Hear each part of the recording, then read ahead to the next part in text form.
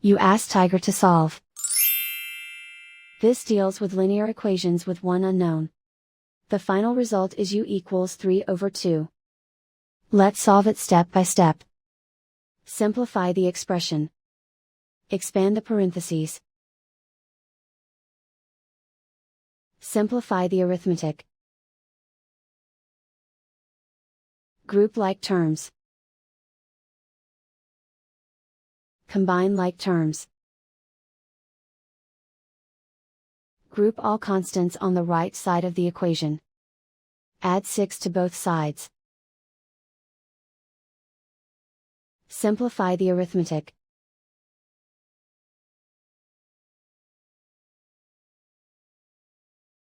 Isolate the u. Divide both sides by 4.